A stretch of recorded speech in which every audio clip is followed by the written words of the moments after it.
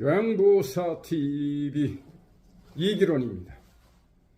오늘은 며칠 전에 은님이 센터에서 한 달 쉬라고 하면 급여를 받을 수 있나요? 줘야 하나요? 사용자가 주게 돼 있죠. 그게 이제 휴업수당이죠. 휴업수당에 관한 건데, 그런데 여러분 센터하고 계약할 때, 제가 요양보호사의 경우 센터하고 계약할 때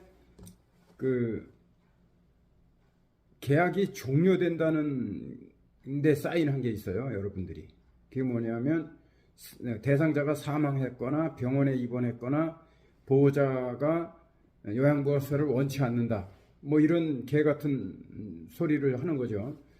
그게 왜 문제가 되냐면, 그런 계약은 계약 자체가 무효입니다.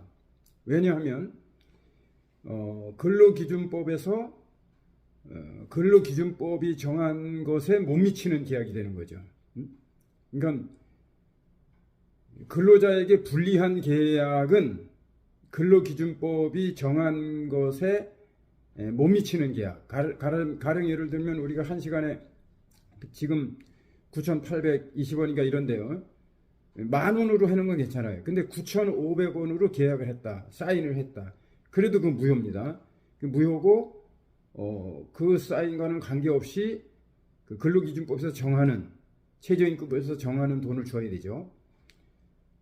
그런데 이게 이제 애매해지는 게, 노동청에 가면 근로감독관들이 이게 무효인지 아닌지 아직 판단이 안 됐다는 거죠.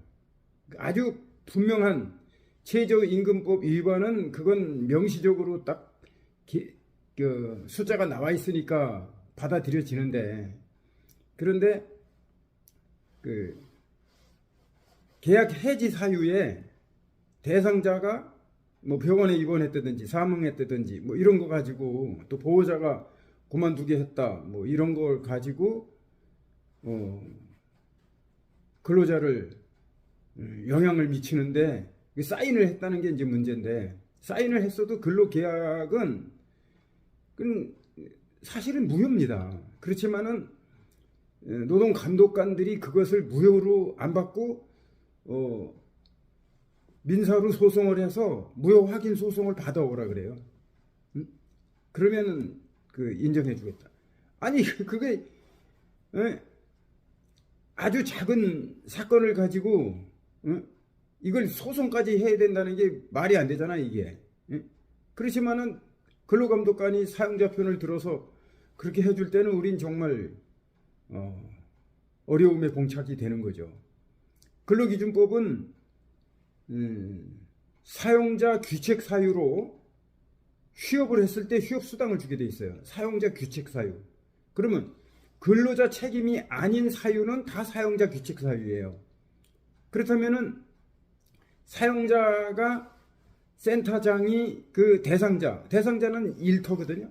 일터는 사용자의 권한 안에 있는 거죠. 그러니까 논이 잘못돼서 일을 못했어. 그러면 실내 일이라도 시켜야 되는 거예요. 그러면 그 사용자 귀책 사유가 돼서 실업급여 70%를 줘야 되는데, 그리고 30%는 민사로 받아낼 수 있어요, 이기기만 하면. 그런데 사용자가 그 사인했다는 이유로, 근로자도 동의했다는 이유로, 근로계약서는 다 동의가 되는 거죠. 동의가 됐지만 무효로 하는 건데 그거를 엄격하게 적용하지 않아요. 근로감독관들이 그렇게 교육을 받아요.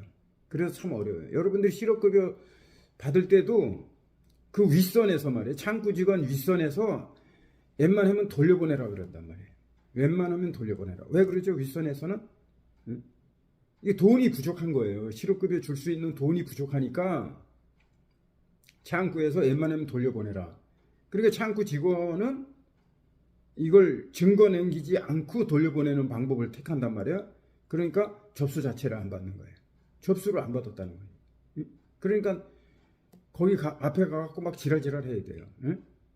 당신 여기 이름 있는데 이 이름 걸고 내가 바깥에 나가서 1인 시위하겠다, 막 이렇게 막 해야 돼요. 그 사람들도 어렵게 시험 봐갖고 들어온 직장인데 거기서 문제가 생기면 안 되잖아요. 그렇기 때문에 그런 사람들한테는 웬만하면 해준다고. 자기가 다치니까. 그게 공무원 다루는 방법이거든요. 그래서 접수는 받아라. 응? 아이 사정은 그렇고 접수는 받아라. 그리고 뭐 사용자한테 확인이 안 돼. 사용자 확인은 네가 해. 사용자는 내가 사용자가 아니잖아. 나는 내가 잘려서 왔는데 그걸 확인해 주는 게 사용자라면 당신 전화해 지금. 응? 그리고 뭐 상실 신고가 늦어져. 그건 그쪽 사정이잖아. 그걸 왜 내가 책임져야 돼? 응? 그렇게 막 따지고 해야 되는데 우리 요양보호사님들이 이걸 잘 따지지를 못해요. 그리고 이게 형사처벌 받는 거거든요. 이것도 안 주면. 왜냐면 사용자를 교육을 하거든요. 사용자를. 그러니까 사용자는 휴업할 때 휴업수당을 줘야 된다. 이렇게 규정이 되어 있단 말이에요. 그리고 그렇게 안 되면 벌칙 조항이 있다고. 사용자를 교육을 하는 거죠. 그래서 우리는 노동법에는 그 근로자의 책임은 전혀 없어요. 근데 노동감독관들이 수사하면서 겁을 줘요. 무고죄가 돼요. 무고죄 안 됩니다. 노동관계 고소 고발 이런 거는요. 이거는 무고죄가 있을 수가 없어요.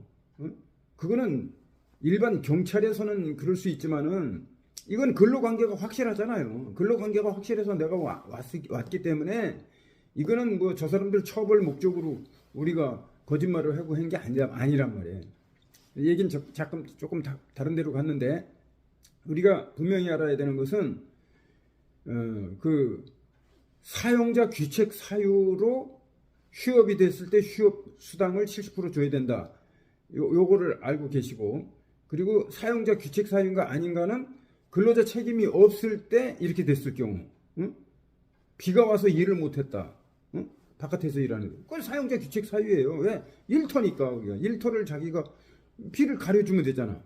이런 식으로 유추해 나가고 정말 근데 여러분들이 이거를 가지고 싸워야겠다는 의지가 있어야 되는데 이 의지가 부족하면 교섭력도 약해져요. 그냥 법은 법 위에 잠자는 자를 구제하지 못한다. 이렇게 돼 있거든요. 요 며칠 전에도 내가 동영상 하나 올렸잖아요. 그게 뭐예요? 월급 깔아놓고 준 거. 그 형사처벌감인데 억울해서 고소하겠다는 사람 댓글에 달아라.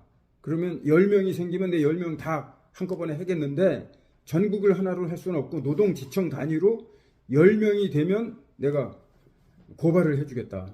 처벌을 해야지 그런 일이 없어져요. 전국적인 현상이잖아요 이게.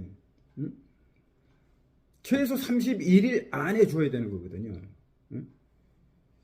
얘기는 조금 다른 데 갔는데 여러분 휴업 수당 사용자 규칙 사유로 휴업이 됐을 때 70%의 휴업 수당을 받을 수 있습니다.